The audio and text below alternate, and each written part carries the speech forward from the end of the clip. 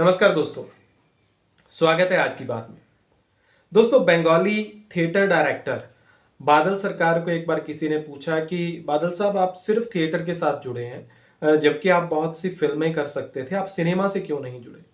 तो उन्होंने बोला कि मुझे लगता है कि थिएटर में बहुत कुछ असली है और सिनेमा में कई बार हमें कुछ नकलीपन जोड़ना पड़ता है। थोड़ा विस्तार पे जब पूछा आदमी ने, तो उन्होंने बताया, कहते कि सिनेमा में क्या होता है कि समंदर किनारे हीरो और हीरोइन बैठे हैं और चांदनी रात है। हीरो हीरोइन को कहता है कि ऊपर देखो, चांद बिल्कुल तुम्हारे चेहरे जैसा है। तो कहते कैमरा टिल्ट अप होता है, ऊपर चांद दिखाई देता है और थिएटर में बैठे लोग जो हैं वो देखते हैं कि चांद नजर आया।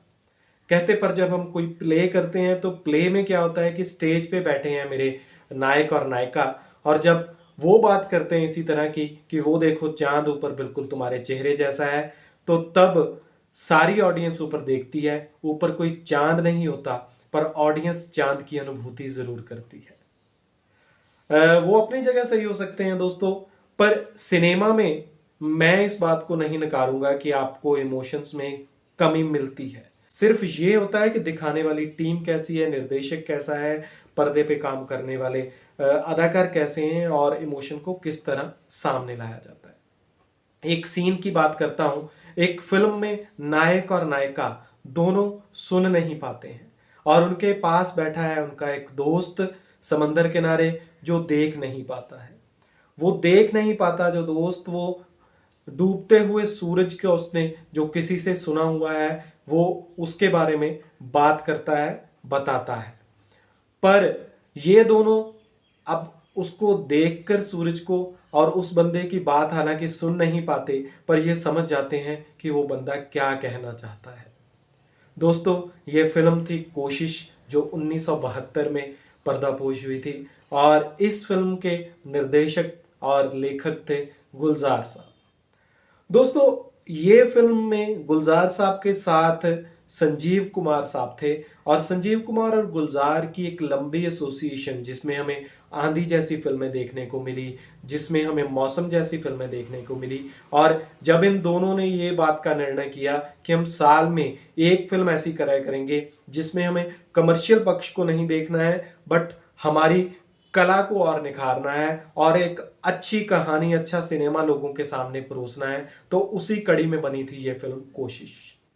कोशिश एक जापानी फिल्म के ऊपर आधारित थी। जापानी फिल्म जो वर्ल्ड वार टू के बाद की कहानी थी कि द्वितीय विश्व युद्ध के बाद वहां पर एक जोड़ा रहता है जो सुन नहीं पाता, बोल नहीं पाता, और वो किस तरह की जिंदगी जीता है, उनको कौन कौन सी मुश्किलें आती हैं, और उनके लिए एक अलग दुनिया बसाने का नजरिया था। पर गुलजार साहब ने जब इसको अडेप्ट किया तो उन्होंने इसे कहानी को बिल्कुल अपने हिसाब से ढाल दिया। उन्होंने इसमें भारतीय किरदार दिए, जिसमें सबसे बेहतरीन किरदार जो उन्होंने अपना ऐड किया वो था भारतीय पौराणिक कथाओं में कंस मामा से प्रभावित कनु मामा का किरदार जो असरानी ने निभाया था। आप इस फिल्म में कॉमेडी कलाकार असरानी को एक नेगेटिव किरदार निभाते हुए बाखूबी देख सकते हैं। और इस फिल्म में फिर उन्होंने गुलजार साहब ने इसको इस तरह पोर्ट्रे किया कि अलग दुनिया की जरूरत नहीं है, शायद इसी दुनिया में थोड़ी संवेदना और भरी जाए तो ये दुनिया ही ऐसे लोगों के लिए जो किसी न किसी बात में हम आम इंसानों से पीछे हैं, उनके लिए एक नॉर्मल दुनिया हो सकती है। दोस्तों, कोशिश की कहानी का इन्होंने अंत अपने हिसाब से किया। हालांकि बहुत सी चीज़ें उस कहानी की अडेप्टेशन में ओरिजिनली उठाई गई, जैसे कि पहले बच्चे की कंस मामा की वजह से मृत्यु, पर दूसरे बच्चे की जवानी के बाद फिर जब उसकी शादी की बात होती है और वो रिश्ता ठुकराना चाहता है क्योंकि लड़की भी मूक बधिर है, तो संजीव कुमार का किरदार जो हरिचरण का किरदार है उसको याद करवाता है कि बेटा ये मत भूलो कि तुम्हारी माँ भी एक मूक बधिर थी।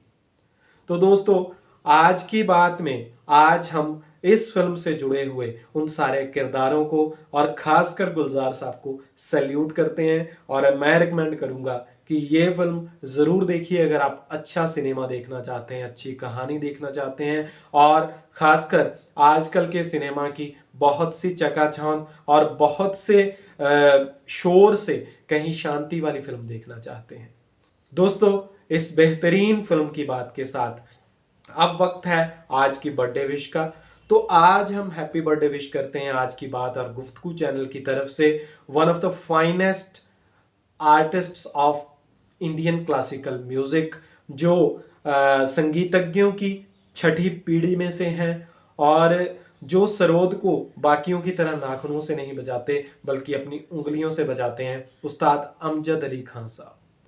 बहुत बहुत बर्थडे विशेष उस्ताद अमजद अली खान साहब के लिए गुफ्तगू चैनल और आज की बात की तरफ से। और इनके साथ बर्थडे शेयर करने वाले हमारे दो दोस्तों को भी हैप्पी बर्थडे विश करेंगे हम। सबसे पहले हमारे दोस्त बहुत ही बेहतरीन अदाकार जो पंजाबी और हिंदी सिनेमा और ओटीटी पे कैट, फरलो और रोडे कॉलेज जैसे बड़े प्रोजेक्ट्स में नजर आए हैं, सोनप्रीत जवंदा, उनको हैप्पी बर्थडे विश करते हैं गुफ्तगू चैनल और आज की बात की तरफ से। और इसी के साथ बहुत ही बेहतरीन कंठ के मालिक, बुलंद आवाज के मालिक, बहुत बेहतरीन फोक सिंगर तनवीर जलाल का भी आज जन्मदिन है, तो उनको भी गुफ्तगू चैनल और आज की बात की तरफ से उनके जन्मदिन की बहुत बहुत शुभकामनाएं देते हुए मैं पवन सिंह आपसे विदा लेता हूं और आज की बात को छोड़ते हैं कल पे।